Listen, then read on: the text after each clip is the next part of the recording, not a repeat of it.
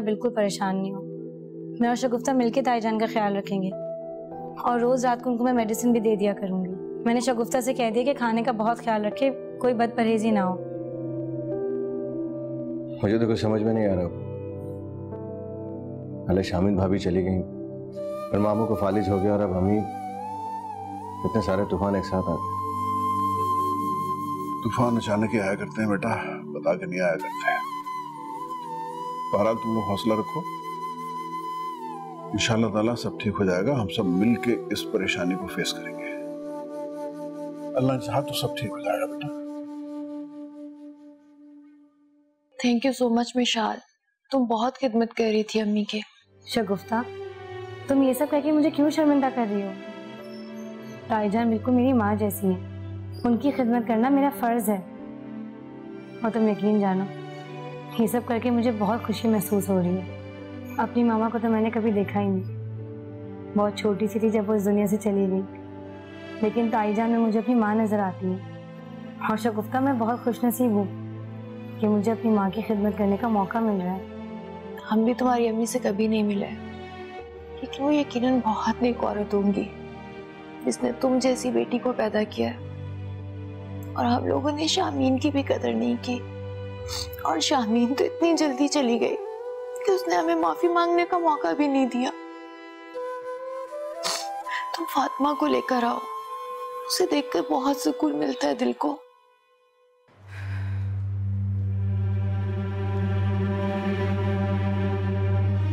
क्या बात है, आप चुप चुप हैं?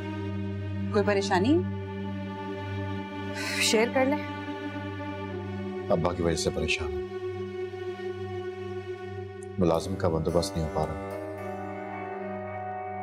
कोई भी 10-15 हजार से कम में आने में राजी नहीं हो रहा। अब उनकी देखभाल के लिए मैं घर में तो नहीं बैठ सकता। वैसे ये सारा कसूर ना आपकी अम्मा का है। ठीक कह रही हो तुम। अम्मा ने बहुत खुदगर्जी का मुजाहरा किया। उम्र के इस हिस्से में अपने पार्टनर को छोड़कर कोई कैसे जा सकता है? मियां बीवी का साथ तो अच्छे बुरे वक्त सभी के लिए होता है। और आपकी अम्मा,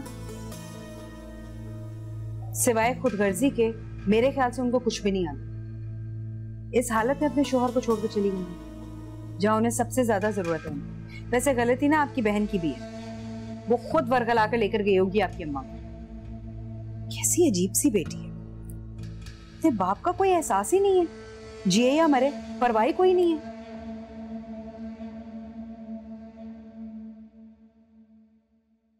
यही वक्त है इन्हें अपनी खिदमत गुजारी और अदाओं से मुतासिर करने का। चल आफा, शुरू कर दे अपना काम। शौहर को मुट्ठी में करने का इससे सुनहरा मौका और नहीं मिलेगा।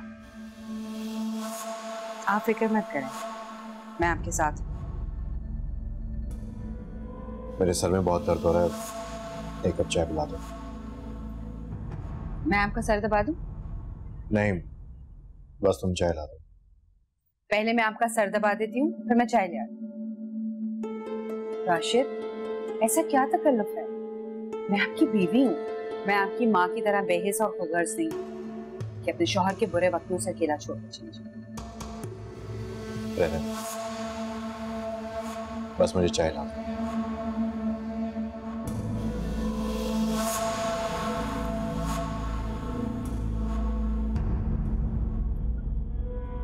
इतनी बुरी भी नहीं है, बस चालाक बहुत है। लेकिन मेरी अम्मा और बहन से तो लाख दर्जे बेहतर। कम से कम बुरे वक्त में दिलासा तो देती है।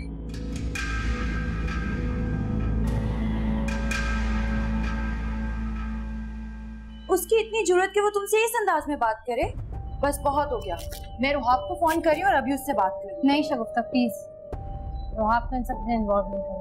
कोई जरूरत नहीं उसको फोन करने की। नहीं, मैं आज उससे बात करूंगी और तुम मुझे नहीं रोकोगी। शगुफ्ता प्लीज, मैं तुम्हें मना कर रही हूँ ना, रुहाब को फोन मत करो। दोबारा कोई लड़ाई झगड़ा हो जाएगा और मैं नहीं चाहती हूँ कि मेरी वजह से कोई भी इशू क्रिएट हो और मुझे ये घर छोड़ के जाना पड़े। घर छोड़कर तुम क्यों जाओगी? ये तुम्हारे ताया का घर है और वो तुम्हें अपनी बेटी समझते हैं।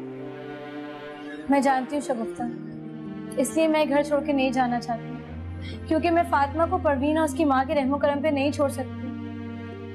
मैं बयान भी नहीं कर सकती कि मैं फातिमा से कितना प्यार करती हूँ, बिल्कुल वैसा जैसे एक माँ अपनी औलाद से करती है। मैं माँ तो नहीं और ना ही ये जानती हूँ कि माँ की ममता कैसी होती है, लेकिन तुम यकीन मानो, फातिमा मेरी जान है, मैं उसके बगैर मर जाऊंगी। लेकिन हम परवीन और मुमानी जान को भी तो इस तरह ढील नहीं दे सकते, इस तरह तो उन्हें और शय मिलेगी। हमें कोई और असर होना होगा शगुफ्ता। परवीन मुझसे रुहाब की वजह से नफरत करती है ना, मैं रुहाब के सामने भी नहीं आऊंगी, उससे बात भी नहीं करूंगी, चुपचाप अपने कमरे में रहूंगी। लेकिन मैं फातिमा को यहाँ छोड़ के नहीं जा सकती, मुझे बस फातिमा के लिए जीना है, अब मैं उसके बगैर नहीं रह सकती। वो जान है मेरी शगुफ्ता, मैं मर जाऊंगी उसके बगैर।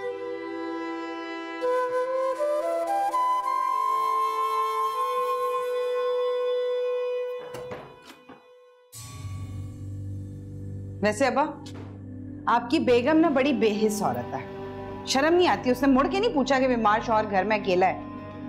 एक इधर आप बीमार, उधर आपकी वो बहन बीमार पड़ी है बिस्तर पे।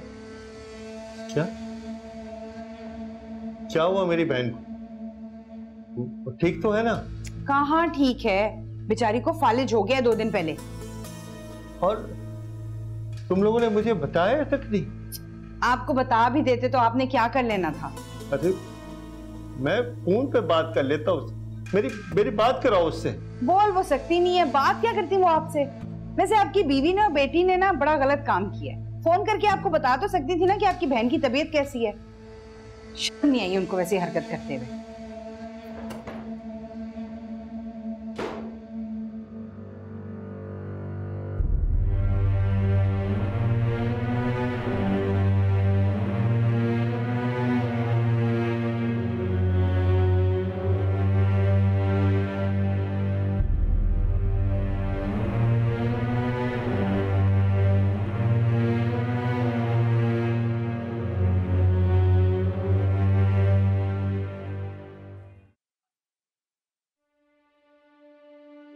जी ताईजान, आपने बुलाया?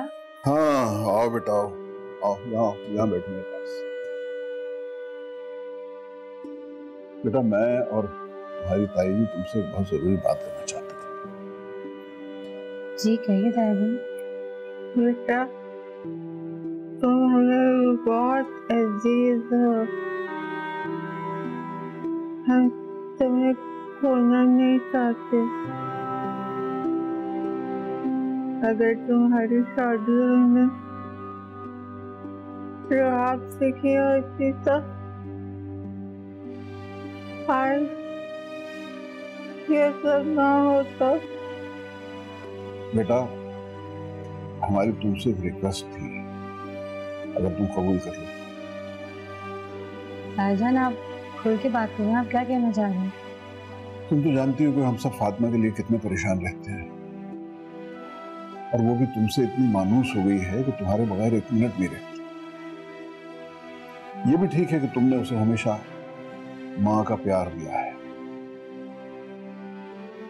इसीलिए बेटा हमारी ख्वाहिश थी कि अगर तुम रुदाब से शादी कर लो तो सारे मसले हल हो जाएं। ताईजान ये आप क्या कह रहे हैं? मैं और रुदाब भाई, आप जानते हैं उनसे मेरा क्या रिश्ता है? मैं तो ऐसे सोच भी नहीं सकती हूँ। नहीं ताईजान, मैं उनसे शादी का तसव्वुर भी नहीं कर सकती हूँ।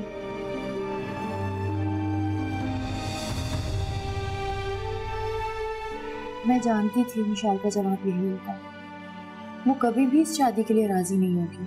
लेकिन फातिमा की खातिर, अब वो फातिमा की खातिर वो दिल पे पत्थर रख के रिश्ता नहीं बना सकती। आप लोग समझने की कोशिश करें और उन्हें भी समझने के लिए थोड़ा वक्त दें। गुजरा वक्त उन्हें खुद बताएगा कि उन्हें क्या करना चाहिए और क्या नहीं।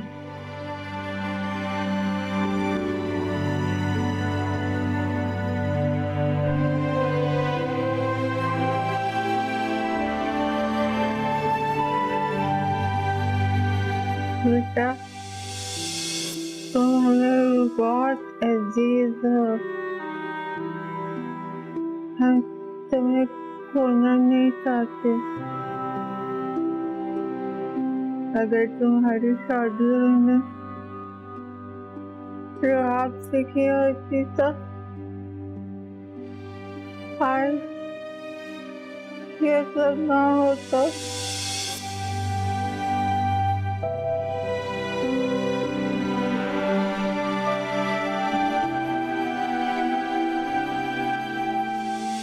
बेटा, हमारी तुमसे एक रिक्वेस्ट थी, अगर तुम कबूल कर लो।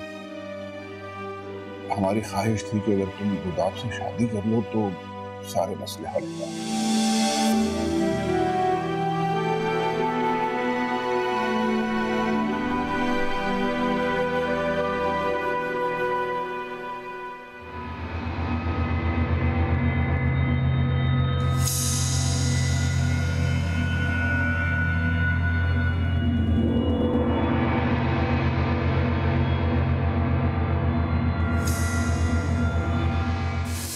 वैसे बहुत ही नाशुक्र इंसान है। बीवी और बेटी तो आपको छोड़कर चली गई है, और अगर बहू थोड़ी सी खिदमत कर ही रही है तो बजाय उसका एहसान मानने के उल्टा आप उसे डांट रहे हैं। क्या हो रही है बेटा? ये तुम्हारी राशिद, देखिए ना, डॉक्टर ने इनको परहेज का कहा है, मुझसे पराठा और निहारी मांग रहे हैं ये। बेटा क्या है अब्बा ये सब कुछ? जो आरफा करिए वैसे करे, और अब मुझसे ये नखरे बर्दाश्त नहीं होते। मैं पहले ही अम्मा की वजह से बहुत परेशान हूं। जैसा वो कहती है वैसे ही करें प्लीज।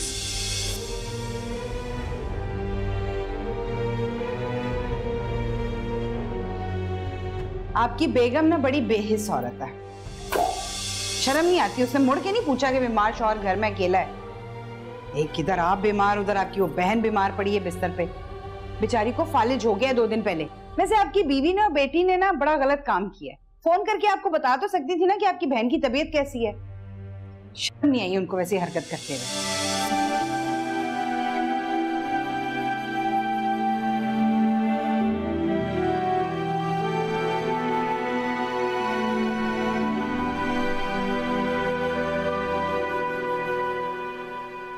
विशाल, अब्बू तुम पर अपना फैसला मुसल्लत नहीं कर रहे, वो सिर्फ तुम्हारी मर्जी जानना चाह रहे हैं। शगुफ्ता, मैं और रुदाब भाई, क्या हो गया ताया जान को? वो ऐसा सोच भी कैसे सकते हैं? ताया जान को मना कर दो, मैं बिल्कुल ही शादी नहीं करूंगी। अगर तुम बुरा ना मानो तो तुमसे एक बात पूछूं? क्या तुम आज भी रुहाब को चाहती हो? शगुफ्ता, बात रुहाब की नहीं है। बात यह है कि रुदाब भाई को मैंने कभी इस नजर से देखा ही नहीं है। उनसे शादी का तसव्वुर करना ही मेरे लिए बहुत मुश्किल है। पता नहीं क्या हो गया ताया जान को भी। तुम लोग मेरा पॉइंट ऑफ व्यू समझ ही नहीं रहे हो। क्या मैं खाला की हैसियत से फातिमा का ख्याल नहीं रख सकती हूँ? हाँ, लेकिन एक ना एक दिन तो तुमने शादी करनी है ना विशाल। इतनी लंबी जिंदगी तुम अकेले कैसे गुजारोगी? मुझे अब किसी से शादी नहीं करनी है शगुफ्ता। मैं भुगत चुकी हूँ शादी का अजाब, दोबारा नहीं भुगतना चाहती हूँ। पहले भी तो मेरी जबरदस्ती शादी कराई थी ना अमाद से, क्या मिला?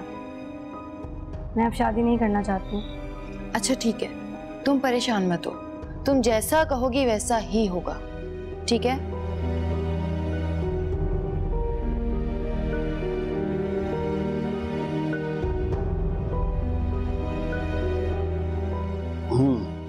नहीं मानी, बहुत समझाया लेकिन नहीं मानी।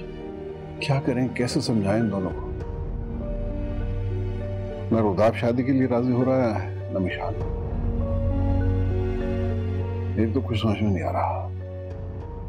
मेरा ख्याल है अबू के हमें उसको उसके हाल पे छोड़ देना चाहिए। अगर हमने ज्यादा दबाव डाला तो कहीं वो ये घर छोड़कर ही ना चली जाए।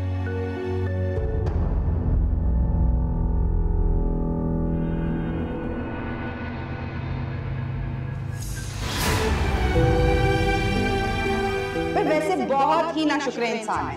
बीवी और बेटी तो आपको छोड़कर चली गई है, और अगर बहू थोड़ी सी खिदमत कर ही रही है तो बजाय उसका एहसान मानने के उल्टा आप उसे डांट रहे हैं। जो आरफा करिए वैसे करे, और अब मुझसे ये नखरे बर्दाश्त नहीं होते। और अब मुझसे ये नखरे बर्दाश्त नहीं होते। जैसा वो कहती है वैसे ही करें। आपकी बेगम ना बड़ी बेहिस औरत है, शर्म नहीं आती? उसने मुड़ के नहीं पूछा कि बीमार शौहर घर में अकेला है। एक इधर आप बीमार, उधर आपकी वो बहन बीमार पड़ी है बिस्तर पे, बेचारी को फालिज हो गया 2 दिन पहले। और अब मुझसे ये नखरे बर्दाश्त नहीं होते। जैसा वो बेचारी को कहती है फालिज हो वैसे गया 2 दिन पहले।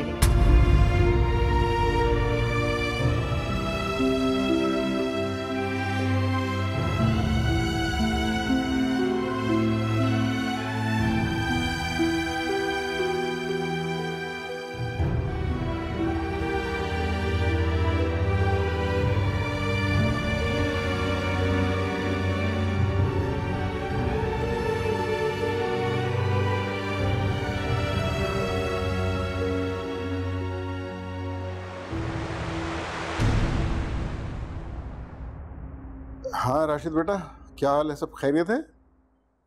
क्या? इन्ना लिल्लाहि व इन्ना इलैहि राजिऊन। कब रखा है जनाजा बेटा? अच्छा बस तुम, हम पहुंच रहे हैं बेटा, पहुंच रहे हैं। ओके। क्या हुआ अबू? किसका फोन था? राशिद का फोन था बेटा, हनीफ भाई के इंतकाल हो गया। क्या? जल्दी से तैयार हो जाओ, चलना पड़ेगा। और सुनो, विशाल से कहना कि तुम्हारी माँ का ख्याल रखे, और अपनी माँ को जरा ध्यान से बताना बेटा, तरीके से, ऐसा ना हो सदमे से उनकी तबीयत मजीद खराब हो जाए। हैं? जी।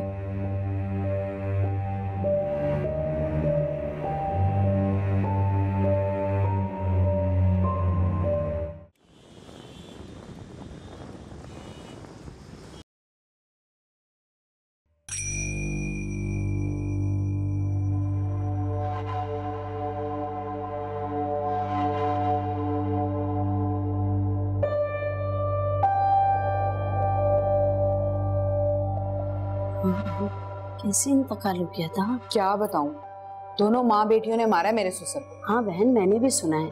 शाकरा अपने शौहर को बीमारी की हालत में तन्हा छोड़कर बेटी के ससुराल चली गई। तुमसे झगड़ा हुआ था क्या? नहीं नहीं, मुझसे किस बात का झगड़ा। माँ हर वक्त बेटी के घर में ही रहती है। जाहिर है ऊंचे घराने में शादी करवा ली है, वहाँ अय्याशी करती रहती है वो। उसको क्या पीछे घर में क्या हो रहा है? वैसे भी राशिद की जॉब ना होने के बराबर ही है। पूरे घर का खर्चा मेरी दुकानों से पूरा हो रहा है। तौबा तौबा, क्या जमाना आ गया है। वैसे शाकरा बहन के जुल्म के चर्चे तो पूरे मोहल्ले में मशहूर हैं।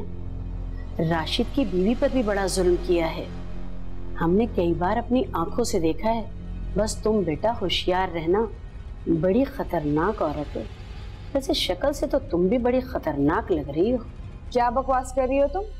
तौबा तौबा, कैसी जुबान चल रही है इसकी। आपने जरा सी तरबियत नहीं की अपनी बेटी की। जरा थोड़ी बहुत तमीज़ी सिखा देती अपनी बेटी को। हाँ हाँ, तुम्हें बड़ा एहसास है, शरबत तक की पिला देती मेहमानों को। अरे भाई, तुम लोग कोई वीआईपी हो, किसी शादी ब्याह पे आए हुए हो? पता नहीं किस घटिया खानदान की औरत को बहू बनाकर ले आए हैं। घटिया होगी तुम, तुम्हारा पूरा खानदान। अम्मा देख रही हैं आप कैसी जुबान चल रही है इसकी। जाहिल हो तुम। ये जाहिल किसको बोला है तुमने? तुम्हें कहा है जाहिल, एक बार नहीं 1000 बार कहूंगी, जाहिल जाहिल जाहिल हो तुम। चलो बेटा।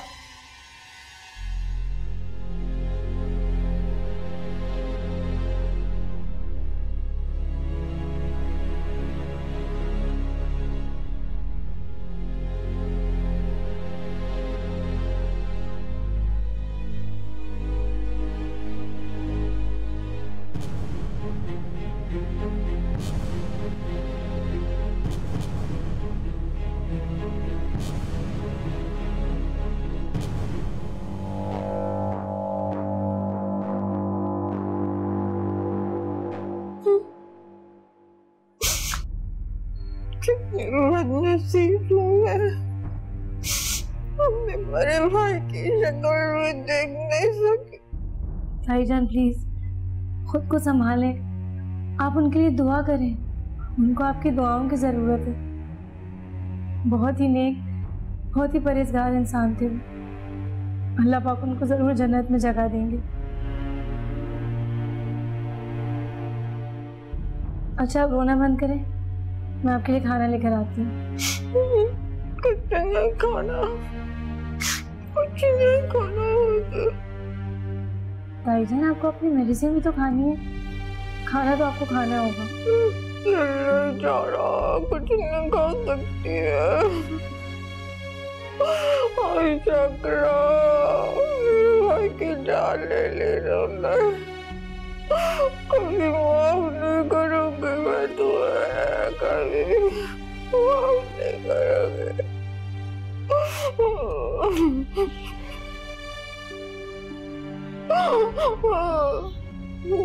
बेटा फातिमा को मेरे पास ले आओ, मैं आपसे देख लूं, दिल चाह रहा है।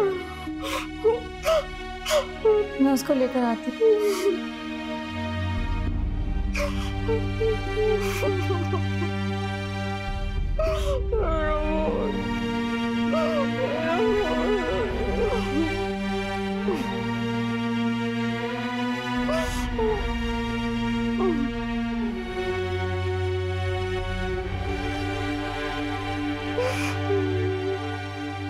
कहाँ दफा हो गई थी तुम?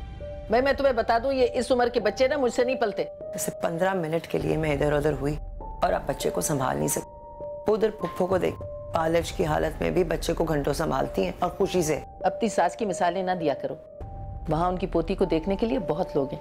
दिन में शगुफ्ता देखती है और शाम में वो मिशाल। हाँ, मिशाल से याद आया, मेरी वो निगत आपस से बात हुई थी। अरे निगत से? पिछले आधे घंटे से ना मैं उसी निगत आपस से बात कर रही थी। साथ वाले घर में बहुत अच्छा रिश्ता है जो उन्होंने भेजा है मिशाल के लिए। क्या? हाँ, सुना है लड़का बड़ा अच्छा है, गुड लुकिंग है, स्मार्ट है और कोई डॉक्टर वॉक्टर भी है। मैं तो खुद हैरान हो गई थी अम्मा कि उन लोगों ने इतने अच्छे लड़के का रिश्ता भेज दिया, ये जानते हुए भी कि वो तलाक याफ्ता है। मुझे समझ में नहीं आता कि मिशाल में आखिर ऐसी क्या बात है कि दुनिया उसके पीछे पागल है। एक तरफ तेरा मियाँ उसके पीछे पड़ा हुआ है और दूसरी तरफ ये नया रिश्ता आ गया। वैसे ये सारा कमाल ना कि खूबसूरती का है, वरना तलाक याफ्ता लड़की को कौन? अरे रहने दो अम्मा, खूबसूरती क्या, इतनी खूबसूरत लड़कियां पड़ी हैं। असल में तो ये तालीम याफ्ता भी बहुत ज्यादा है ना। जब इतनी तालीम होती है ना तो चालाकियां खुद ही आ जाती हैं। इसलिए मैं हमेशा कहती रही अब्बा को कि मुझे पढ़ने दो, लेकिन अब्बा ने तो मुझे आज तक कुछ नहीं करने दिया जो मैं करना चाहती थी, वरना आज मेरी भी किस्मत अच्छी होती।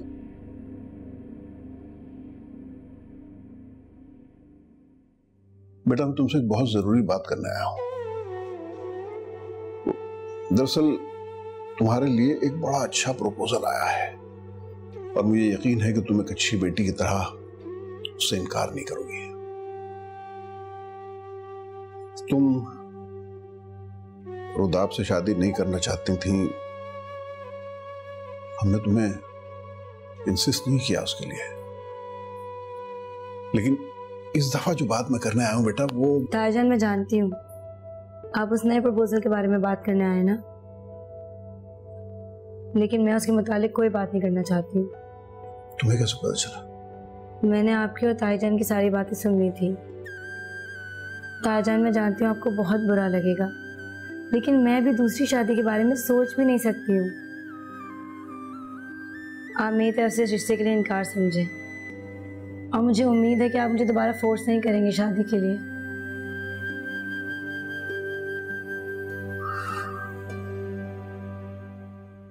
परवीन, जाके जल्दी से कुछ पका लो, भूख से मेरा तो बुरा हाल हो रहा है।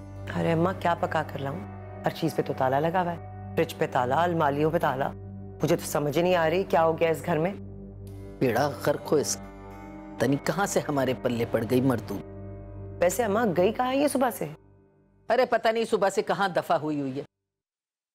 तुम जरा राशिद को तो फोन करो, बताओ उसे तुम्हारी बीवी ने हमारा क्या हाल कर दिया। अरे मैंने तो कभी सोचा भी नहीं था कि मुझे अपने घर में फाके करने पड़ेंगे। अरे छोड़ो अम्मा, भाई से कहना फजूल है, वो तो उसके पाँव में पड़ा है, उसके बगैर सांस नहीं लेता। ठहरो, तुम फिक्र ना करो, मैं बाहर से खाना ऑर्डर करती हूँ। तो तुमने पहले क्यों नहीं बताया ये है? मंगा जल्दी खाना। अस्सलाम वालेकुम माँ। वालेकुम अस्सलाम। कहाँ गए थे तुम दोनों? वो हम डॉक्टर के पास गए थे। डॉक्टर के पास क्यों? खैरियत? अम्मा, खुशी की खबर है, आप दादी बनने वाली हैं। क्या?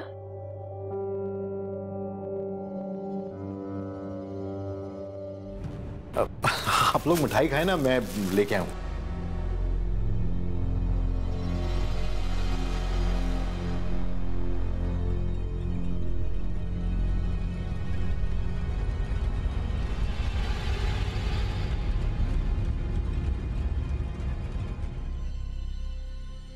मुझे अब्बू ने यहाँ तुम्हें कन्विंस करने के लिए नहीं भेजा। मैं सिर्फ तुम्हारी कज़न ही नहीं बल्कि बड़ी बहन हूँ। तुमने मेरे लिए जो कुछ किया है वो सिर्फ एक बहन ही कर सकती है, और बड़ी बहन होने के नाते मेरा फर्ज बनता है कि मैं तुम्हें समझाऊं और टोकूं तुम्हारी गलत बातों पर। शगुफ्ता, मैंने कोई गलती नहीं की, सिर्फ एक रिश्ते से इनकार किया जो कि मेरा हक है। मैंने ताईजान से कह दिया कि मुझे दूसरी शादी नहीं करनी, और प्लीज तुम लोग मुझे फोर्स नहीं करो। हम तुम्हें फोर्स नहीं कर रहे हैं मिशाल, हमें तुम्हारी परवाह है, अपनी ही परवाह करते हैं ना। और सोचो, अगर आज चचा जान जिंदा होते तो क्या वो तुम्हारे दोबारा घर बसाने की बात नहीं करते? बल्कि वो तो इस टॉपिक पे पूरी डिबेट करते तुम्हारे साथ। तुम हमें बहुत अजीज हो मिशाल। हम चाहते हैं कि तुम खुशियों से भरी जिंदगी गुजारो, तुम्हारी जिंदगी में कभी कोई दुख ना आए। तो क्या खुश रहने के लिए शादी करना जरूरी है? एक औरत के लिए एक मर्द का साथ बहुत जरूरी है। तुम कब तक अकेले जिंदगी गुजारोगी मिशाल? तुम जानती हो मुझे, मेरी ये टिपिकल सोच नहीं है। मैं रह लूंगी अकेले। कहना बहुत आसान है मिशाल, लेकिन ऐसा कुछ भी नहीं है। अकेले जिंदगी गुजारना बिल्कुल भी आसान नहीं है। अगर शादी से इनकार तुम अपने माजी के तजुर्बे की वजह से कर रही हो तो वो एक अलग बात है, लेकिन अगर तुम ये सब फातिमा की वजह से कर रही हो तो ऐसा मत करो। क्या मतलब? मैं जानती हूँ तुम फातिमा से कितनी मोहब्बत करती हो, तुम उसके बगैर रहने का सोच भी नहीं सकती, और इसी खौफ से तुम शादी के बारे में सोचना भी नहीं चाहती। लेकिन रुदाब तो दूसरी शादी कर सकता है ना, सारी जिंदगी पड़ी है उसके सामने।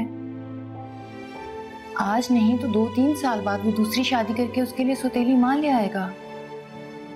फिर तुम क्या करोगी मिशाल? क्या मुकाम होगा तुम्हारा फातिमा की जिंदगी में? तुम उसकी मां नहीं हो और बन भी नहीं सकती। तुम सारी जिंदगी उसके साथ नहीं रह सकती। उसके साथ तुम सिर्फ एक ही सूरत में रह सकती हो, और वो है रुदाब से शादी।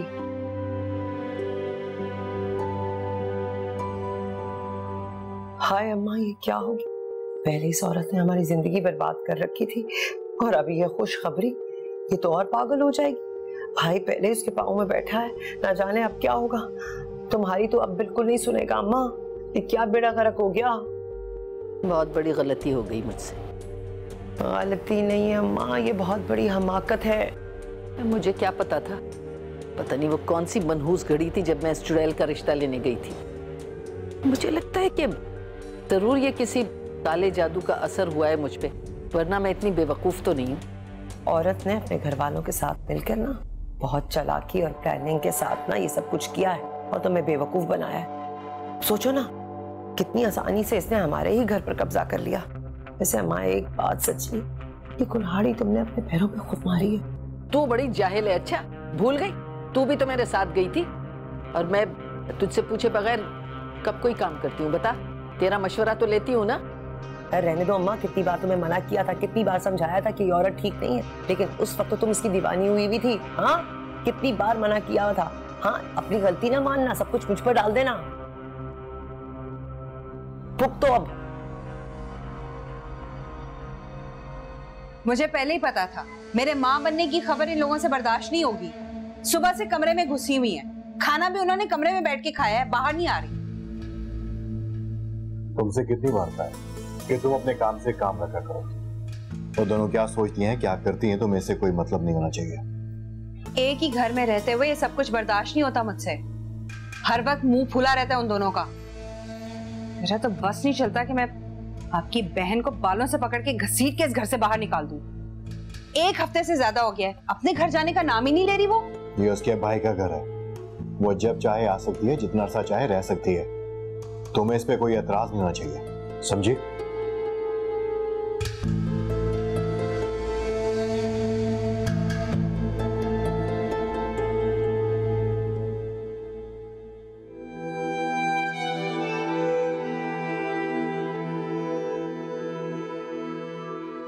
मैं जानती हूँ तुम फातिमा से कितनी मोहब्बत करती हो, तुम उसके बगैर रहने का सोच भी नहीं सकती,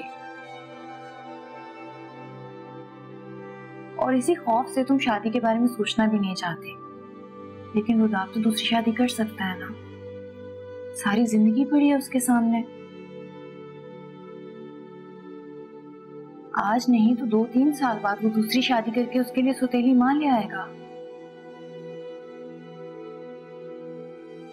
फिर तुम क्या करोगी मिशाल? क्या मुकाम होगा तुम्हारा फातिमा की जिंदगी में? तुम उसकी मां नहीं हो और बन भी नहीं सकती। तुम सारी जिंदगी उसके साथ नहीं रह सकती। उसके साथ तुम सिर्फ एक ही सूरत में रह सकती हो, और वो है रुदाब से शादी। 10 दिन होने को आए हनीफ भाई की डेथ को, लेकिन बहू की कोई खैर खबर ही नहीं है। अब तो अब्दुल्ला के बगैर बहुत दिल उदास रह गया। शेखुस्ता, तुम फोन करके बता तो करो कब आ रही है बहू?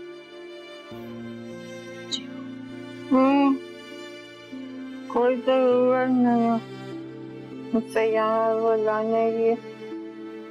उसे देख के मेरी तबीयत खराब हो जाती है। वहीं रहने दो उसे। कमाल करती हो, इतनी मोहब्बत से ब्याह के लाई थी उसे। अब ऐसा क्या हो गया भैया, ऐसी क्या गलती हो गई गरीब से कि तुम उसको बुलाना भी नहीं चाहती? गलती हो गई मुझसे और मेरे बच्चे की खुशियां बर्बाद कर दी। ऐसे कह के खुद को अजियत ना दिया करें अम्मी, गलतियां भी तो इंसानों से ही होती हैं।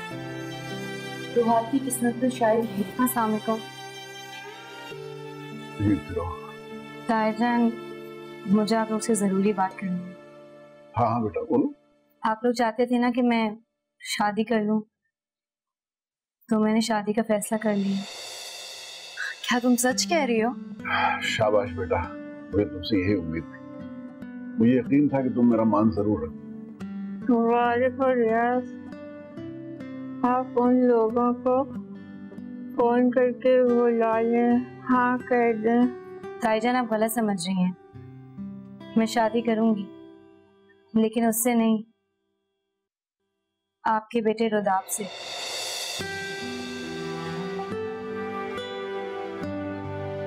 और हाँ प्लीज, मेरी एक शर्त है, ये शादी बहुत ही सादगी से होगी। एंड आई होप कि आप लोग रुदाब को भी बासानी कायल करेंगे।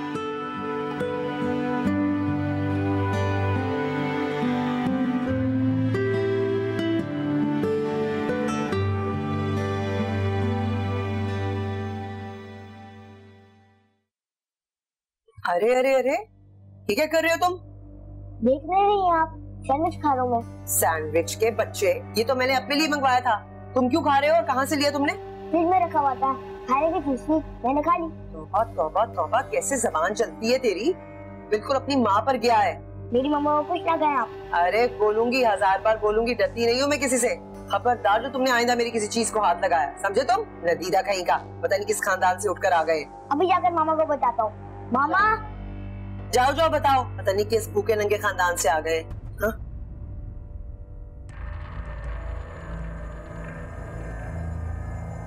तुम्हें शर्म नहीं आती? मेरे बच्चे के निवाले गिनती हो? आने दो आज राश। तुम्हें धक्के देके उसके हाथों मैंने घर से बाहर ना निकलवाया तो मेरा नाम बदल देना। अरे जाओ जाओ बीबी, तुम क्या निकलवाओगी? निकलवाऊंगी तो मैं तुम्हें इस घर से, और वो तुम्हारा छोटा सा गंदा सा मैला सा बदतमीज लड़का। हाँ, उसे कोई तमीज नहीं सिखाई तुमने? अरे मैंने अपना खाना अपने पैसों से मंगवा के रखा था। इतनी तमीज नहीं है उसे कि किसी की चीज को हाथ लगाते वक्त पूछ लिया जाता है। अगर आइंदा उसने मेरी किसी चीज को हाथ लगाया ना तो 2 चांटे दूंगी मैं उसको उल्टे हाथ के। अरे चुप कर जाओ, खुदा के वास्ते चुप कर जाओ तुम दोनों। अपनी बेटी को चुप करवाएं आप। अल्लाह के वास्ते ये हाथ जोड़ रही हो, तुम ही चुप हो जाओ। क्या हो गया अम्मा? हाँ, इसके दबाव में आओगी ना तो सारी उम्र जलील करके रखेगी तुम्हें। तो ये जो बेटा है ना, वो तो बस इससे भी ज्यादा बदतमीज है। तुम होती कौन है ये सब कुछ करने वाली? तुम यहाँ मेहमान बनकर आई हो, मेहमान बनकर रहो। वैसे तुम्हारी हैसियत क्या है? मेरे घर के मामलात में टांग अड़ाने की कोई जरूरत नहीं है। अरे कौन मेहमान, कैसा मेहमान? घर है मेरा, मेरे माँ बाप का घर है। जब दिल चाहेगा आऊंगी, जब दिल चाहेगा जाऊंगी। तुम कौन होती हो? औकात क्या है तुम्हारी? दफा हो जाए यहाँ से, अभी के अभी दफा हो जाए यहाँ से। चल चल, अपनी जबान संभाल, दफा हो जाओ। औकात है तुम्हारी जो तुम मुझे यहाँ से निकाल के दिखाओ? हाँ, मैं रोकूंगी तुम्हें। यहाँ तुम्हारे आने पर पाबंदी मैं लगाऊंगी, क्योंकि ये घर अब तुम्हारी माँ का नहीं है, मेरा घर है और मैं इस घर की मालकिन हूँ। अच्छी तरह जानती हूँ जो तुमने और तुम्हारे घर वालों ने प्लानिंग करके ना सारी, हाँ, ये घर अपने नाम करवाया है, सब जानती हूँ मैं। अरे पागल कहीं की। ओह, तुम खुद क्या हो? अपनी से छोटी उम्र के लड़के से शादी करके समझ रही हो कि तुम 20 साल की हो गई हो? जितना मर्जी लेपा पोती कर लो ना, शक्ल पे 35-40 की नजर आती हो। बूढ़ी घोड़ी लाल लगाम। अरे देख रही हो अम्मा कैसी कैसी बातें सुना रही है तुम्हारी बेटी को। और तुम्हें क्या हो गया? तुम्हें ऐसे ऐसे चुप क्यों बैठी हो? हाँ, मारो इसके मुंह के ऊपर 2 थप्पड़, चुप कराओ इसे। तो क्या करूं, गला दबा दूं इसका? अरे है तो ये इसी काबिल। इतनी बकवास कर रही है, मैं तुम्हारी जगह होती ना तो बालों से पकड़ के घसीट के घर से निकाल देती। मैं तुम्हारी जहरा भाभी नहीं हूँ कि जिसका हाथ पकड़ के उसे घर से धक्के मार के बाहर निकाल दो तुम। ये मेरा घर है, अपना सामान उठाओ और चलती बनो। आइंदा इस घर का रुख किया ना तो मुझसे बुरा कोई नहीं होगा। अब ये तुम्हारा मैका नहीं, मेरा घर है, और यहाँ पर मैं तुम जैसी बदतमीज और बद इखलाक लड़की का वजूद बर्दाश्त नहीं कर सकती। चलो जाओ यहाँ। अम्मा, ये तुम कैसे बदतमीज औरत को बर्दाश्त कर रही हो? कैसे गुजारा करोगी इसके साथ? इसीलिए तो कहती हूँ कि मुझे ले जाओ यहाँ से। अम्मा क्या हो गया तुम्हें? अपना घर छोड़कर कौन भागता है? मैदान खुला छोड़कर भाग जाओगी, हर चीज पे कब्जा कर लेगी वो। मेरा अब यहाँ बचा ही क्या है? खरबीस खबीस ने अपने नाम कर लिया है, और तेरा भाई वो तो है ही जोरू का गुलाम। अरे इस सदमे में तो तेरे अब्बा भी गुजर गए। मेरा क्या रखा है अब यहाँ? बस मुझे तो आज इसी वक्त यहाँ से ले चलो। ना माना, कुछ ना कुछ सोचना पड़ेगा। इतनी आसानी से नहीं छोड़ना इसको। ये हक है हमारा। अपना घर क्यों छोड़े?